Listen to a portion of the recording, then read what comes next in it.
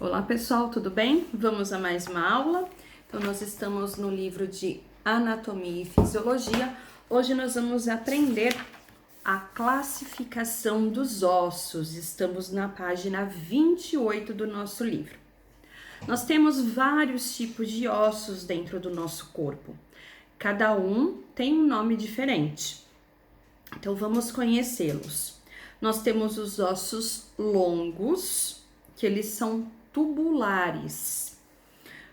Quais são esses ossos? O húmero, o rádio, a una, o fêmur, a tíbia e a fíbula. Não se preocupem, pois eu vou mandar fotos de todos esses ossos para vocês durante a nossa aula e explicar melhor sobre cada um deles, ok? Nós temos os ossos curtos também, que são ossos cuboides, parecem cubinhos. Então, nós temos os ossos do pulso, que são chamados de carpos, e do tornozelo, que são chamados de tarsos.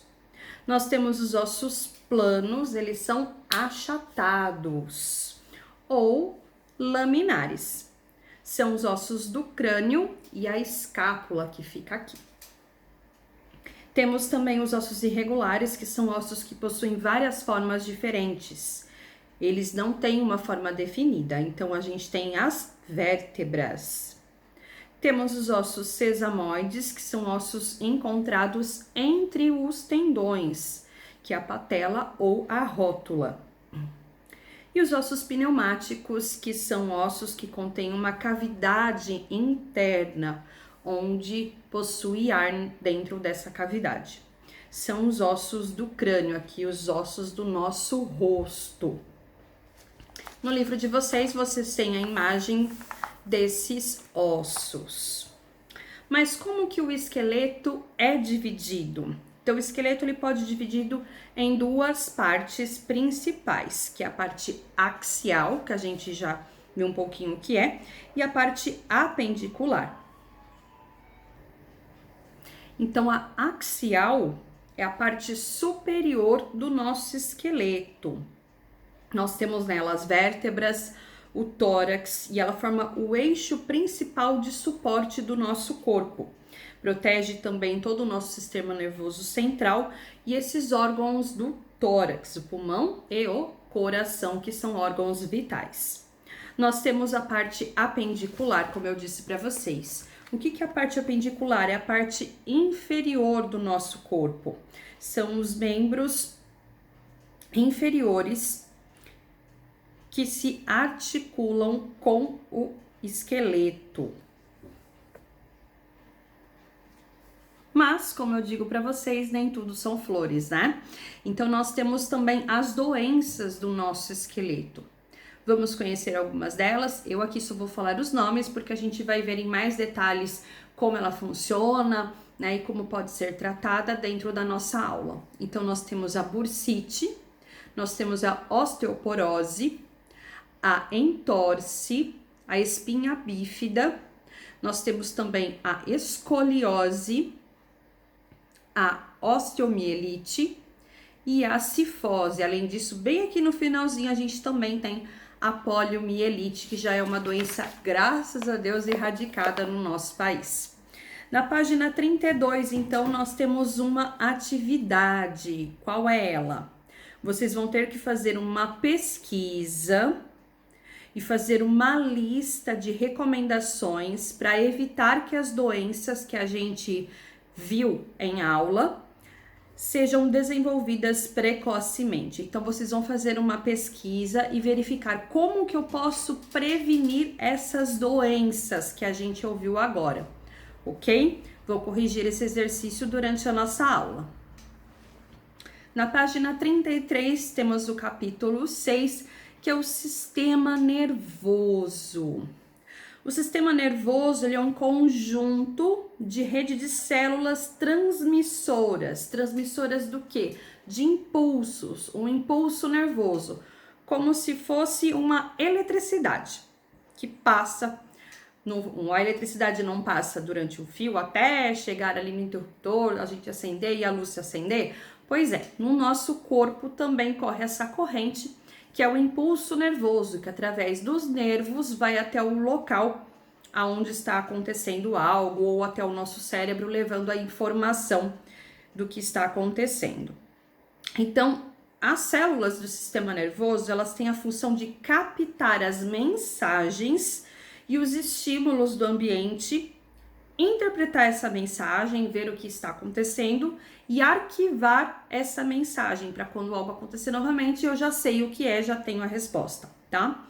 Então, o sistema nervoso ele é dividido em duas partes: o sistema nervoso central e o sistema nervoso periférico. O central, ele é composto pela medula espinhal e pelo encéfalo. O encéfalo fica aqui atrás da nossa cabeça. Ele é protegido por 3 membranas, que eu chamo de meninges. E as informações relacionadas a todos os sentidos, a audição, visão, olfato, paladar e o tato, elas partem ordens destinadas aos músculos e às glândulas. Então, é o sistema nervoso que faz com que a gente tenha, então, esses sentidos. O nosso cérebro, ele também faz parte do sistema nervoso. Ele é um órgão muito importante, o mais volumoso do nosso sistema nervoso. E ele está dividido em 2 hemisférios. O hemisfério direito, ou seja, a parte direita, e o hemisfério esquerdo, ou seja, a parte esquerda, ok? A medula espinhal também faz parte do sistema nervoso, como eu já disse. Ela é como se fosse um cordão, como se fosse uma corda. Quando a gente desenrola um barbante, nós vamos ver que ele tem vários fios. É assim a medula espinhal. Então, se a gente desenrolar esse cordão, ela tem várias pontas. É um cordão, então, de tecido nervoso e ele se encontra dentro da coluna vertebral, na parte superior, e ele vai se conectar aqui com o encéfalo. E qual que é a função da medula espinhal? A sua função é conduzir, então, esse impulso nervoso do nosso corpo para o cérebro.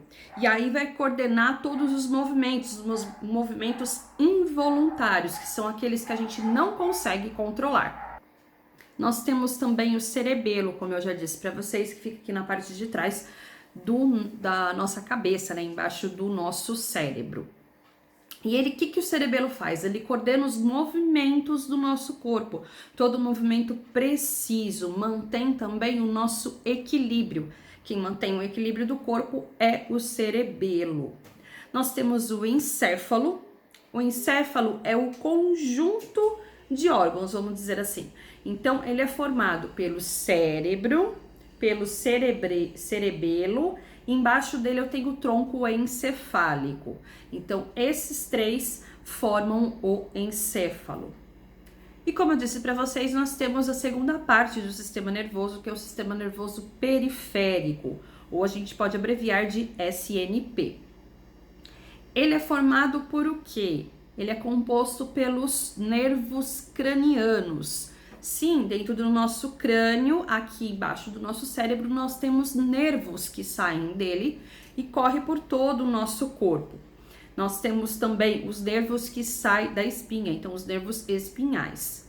Os gânglios também fazem parte do sistema nervoso periférico e as terminações nervosas. Tudo isso se conecta ao sistema nervoso central e parte pelo todo o nosso corpo. Mas uma parte fundamental do sistema nervoso é o neurônio. O neurônio, ele tem exatamente este formato aqui, certo? Eles são células do sistema nervoso, e eles que fazem esse impulso nervoso e é responsável pela transmissão desse impulso para o nosso corpo, isso através de sinais químicos e sinais elétricos. Elétricos, sim, correm sinais elétricos dentro do nosso organismo. Os neurônios, então, eles levam essa mensagem desse impulso nervoso para todo o nosso corpo. Eles fazem essa comunicação. Nós temos três tipos de neurônios. O neurônio sensorial, que está o desenho na página 35. O que o neurônio sensorial faz? Ele transmite o impulso nervoso dos receptores sensoriais, aquilo que eu sinto. Ele leva essa informação a outros neurônios.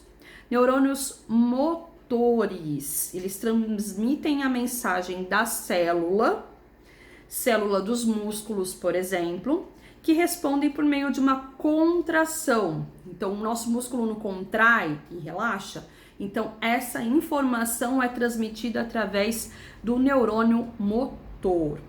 E o neurônio associativo, o que ele faz? Ele apresenta uma maior quantidade, tá? Nós temos uma grande quantidade de neurônio associativo no nosso corpo e eles transmitem o sinal do neurônio sensitivo até o sistema nervoso central. Então, eles fazem essa ligação de mensagens.